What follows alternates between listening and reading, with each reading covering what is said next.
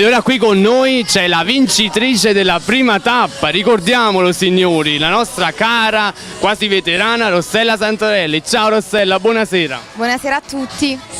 Cosa canterai questa sera? Stasera canterò un brano di Christina Aguilera che si intitola Lady Marmalade.